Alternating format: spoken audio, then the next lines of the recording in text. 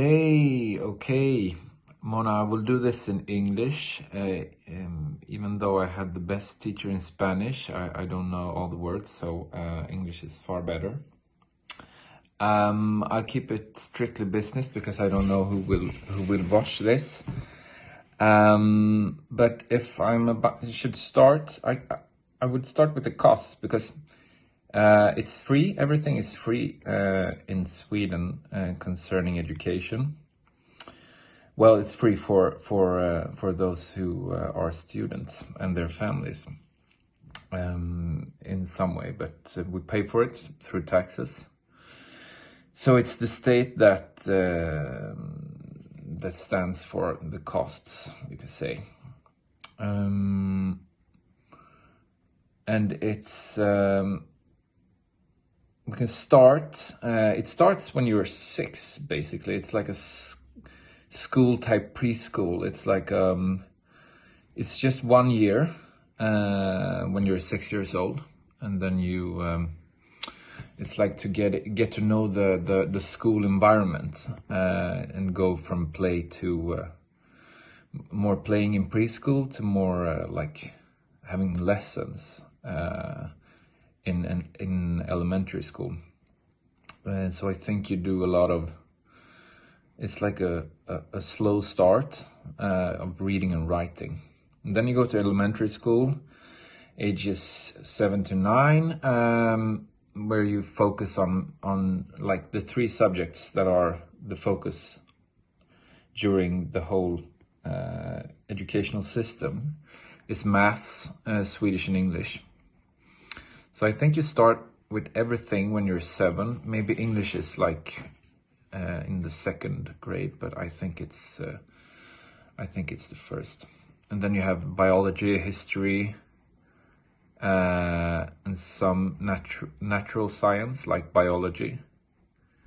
Oh yeah, I said that. Okay, biology, history, sports, and health. And I also think you have music quite early.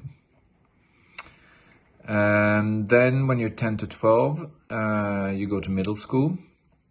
And then you have the same, but you also have more social science and religion and geography. Social science is like, in the Swedish example, is more like, it's a mix of political science and economy.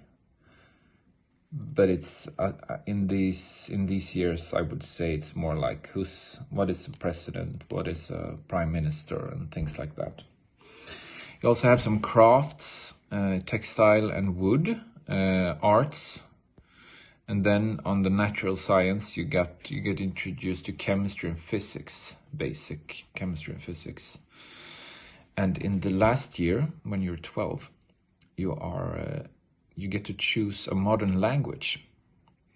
So it's usually between French, Spanish, and German. Then you go to high school, 13 to 15-year-old. The subjects are the same, and it's mostly math, Swedish, and Swedish as a second language for people, children who have a migration background. So I think that's depending on what need you have for a more foundational Swedish. So that's maths, Swedish, social science, and natural science are like the biggest subjects of high school years, even though you have them all. So these 3 is the compulsory school, and everyone has to do this. And the secondary school is optional, but I think I've seen it's close to 100% that goes to secondary school, because it's like the view is you can't get a job if you don't